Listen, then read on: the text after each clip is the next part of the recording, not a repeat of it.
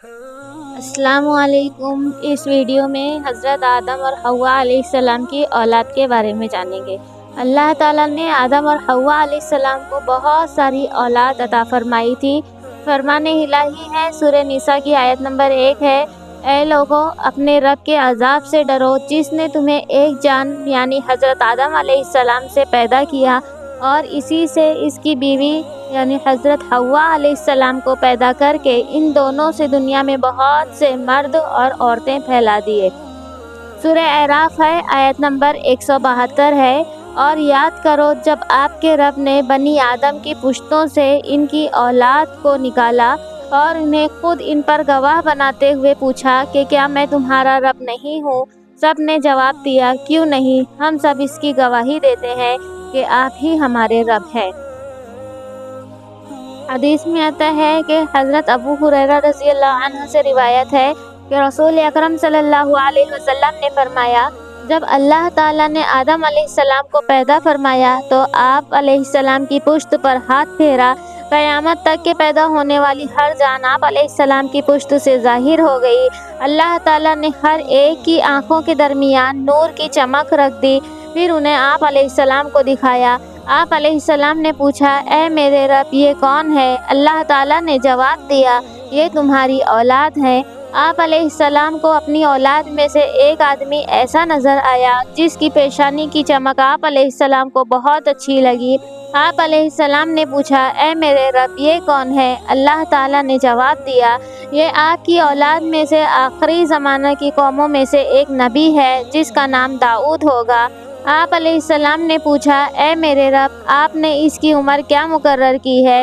اللہ تعالیٰ نے جواب دیا، 60 سال۔ آپ علیہ السلام نے عرض کیا، اے میرے رب اسے میری عمر میں سے 40 سال عنایت فرما دیجئے۔ جب آپ علیہ السلام کی مقرر عمر ختم ہوئی تو موت کا فرشتہ ان کی روح قبض کرنے کے لیے آیا۔ آپ علیہ السلام نے فرمایا، کیا میری عمر میں سے 40 سال باقی نہیں ہے؟ فرشتے نے عرض کیا، آپ نے وہ 40 سال اپنے بیٹے داؤد کو دیے تھے۔ چونکہ آپ علیہ السلام نے انکار کیا اس لیے آپ علیہ السلام کی اولاد میں بھی انکار کی عادت ہے۔ آپ علیہ السلام بھول گئے اسی لیے آپ علیہ السلام کی اولاد بھی بھول جاتی ہے۔ آپ علیہ السلام سے غلطی ہوئی اسی لیے آپ علیہ السلام کی اولاد سے بھی غلطی ہوتی ہے۔ حضرت آدم علیہ السلام کی اولاد سے توحید الہی کا عہد۔ بخاری مسلم کی حدیث ہے کہ رسول اکرم صلی اللہ علیہ وسلم نے فرمایا، قیامت کے دن ایک جہنمی سے کہا جائے گا، اگر تیرے پاس پوری دنیا کا مال و دولت ہوتا تو کیا تو فدیہ کے طور پر جہنم سے چھٹکارا حاصل کرنے کے لیے سب مال دے دیتا؟ وہ کہے گا، جی ہاں۔ تب اللہ تعالیٰ فرمائیں گے کہ جب تو آدم علیہ السلام کی پشت میں تھا اس وقت میں نے تجھ سے اس سے بھی آسان چیز کا وعدہ لیا تھا کہ میرے ساتھ شرک نہ کرنا، لیکن تو نے پھر بھی شرک کرنے پر ہی اصرار کیا۔ حضرت ابی بن کعب رضی اللہ عنہ اللہ تعالیٰ کے اس فرمان سورہ اعراف کی آیت نمبر 172 اور 173 کی تفسیر بیان کرتے ہوئے فرماتے ہیں کہ اللہ سبحانہ تعالیٰ نے تمام بنی آدم کو ان کے باپوں کی پشتوں سے نکالنے کے بعد جمع کیا اور انہیں جوڑا جوڑا بنایا، پھر انہیں صورتیں عطا کی اور قوت گویائی بھی عطا فرمائی، پس وہ بولنے لگے۔ پھر اللہ تعالیٰ نے ان سے توحید الہی پر قائم رہنے کے لیے بڑا مضبوط عہد و پیمان لیا اور انہیں ان کے نفسوں پر گواہ بنایا کہ کیا میں تمہارا رب نہیں ہوں؟ سب نے گواہی دیتے ہوئے کہا، جی ہاں آپ ہی ہمارے رب ہیں۔ پھر اللہ عز و جل نے فرمایا، میں 7 آسمانوں 7 زمینوں اور تمہارے باپ آدم علیہ السلام کو تم پر گواہ بناتا ہوں کہ کہیں تم قیامت کے دن یہ نہ کہو کہ ہمیں تو اس کا علم ہی نہیں تھا۔ یاد رکھو میرے علاوہ کوئی معبود برحق نہیں اور میرے علاوہ کوئی بھی پروردگار نہیں، لہٰذا میرے ساتھ کسی کو بھی شریک نہیں ٹھہرانا۔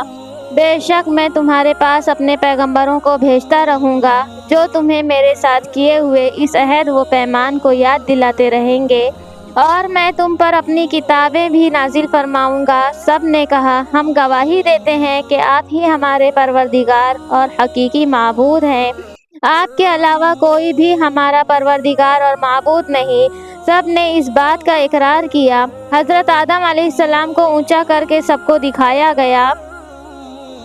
آپ علیہ السلام نے دیکھا کہ کچھ مالدار ہیں اور کچھ غریب، کچھ خوبصورت ہیں اور کچھ بدصورت۔ آپ علیہ السلام نے عرض کیا، اے میرے پروردگار، آپ نے اپنے بندوں کو ایک جیسا کیوں نہیں بنایا؟ اللہ رب العزت نے جواب دیا، میں نے چاہا کہ میرا شکر ادا کیا جائے۔ آپ علیہ السلام نے انبیاء علیہ السلام کو دیکھا کہ وہ روشن قندیلوں کی طرح نمایاں ہے۔ اللہ رب العزت نے ان سے بھی رسالت و نبوت کے متعلق خصوصی عہد و پیمان لیا۔ انبیاء علیہ السلام سے توحید، رسالت اور نبوت سے متعلق عہد۔ اللہ تعالیٰ نے جب حضرت آدم علیہ السلام کی تخلیق مکمل کرنے کے بعد ان کی پشت سے تمام اولاد کو ظاہر کیا تو ان میں قیامت تک مبعوث ہونے والے انبیاء علیہ السلام بھی تھے۔ اللہ عز و جل نے انبیاء علیہ السلام سے بھی توحید، رسالت و نبوت سے متعلق خصوصی عہد لیا۔ فرمان الہی ہے، سورہ احزاب کی آیت نمبر 7 ہے، اے نبی صلی اللہ علیہ وسلم یاد کریں جب ہم نے تمام انبیاء علیہ السلام سے توحید کا عہد لیا اور بالخصوص آپ نوح، ابراہیم، موسیٰ اور مریم کے بیٹے عیسیٰ علیہ السلام سے، اور ہم نے ان سے بڑا پکا عہد لیا۔ سورہ آل عمران آیت نمبر 81 سے 82 ہے، اور وہ وقت یاد کیجئے جب اللہ تعالیٰ نے تمام انبیاء علیہ السلام سے عہد لیا تھا کہ جب میں تمہیں کتاب و حکمت عطا کر دوں پھر تمہارے پاس وہ رسول یعنی حضرت محمد صلی اللہ علیہ وسلم آئے جو ان چیزوں کی تصدیق کر رہا ہو جو تمہارے پاس ہے، تو اس رسول پر ضرور ایمان لانا اور اس کی ضرور مدد کرنا۔ اللہ نے پوچھا، کیا تم اقرار کرتے ہو اور اس پر میرا عہد قبول کرتے ہو؟ انہوں نے جواب دیا، جی ہاں، ہم اقرار کرتے ہیں۔ اللہ نے فرمایا، تم گواہ رہنا اور میں بھی تمہارے ساتھ گواہوں میں سے ہوں۔ پھر اس کے بعد جو بھی اس عہد سے پھر جائیں وہی نافرمان ہے۔ اس کے بعد انشاءاللہ حابیل اور قابیل کا واقعہ شروع ہوگا۔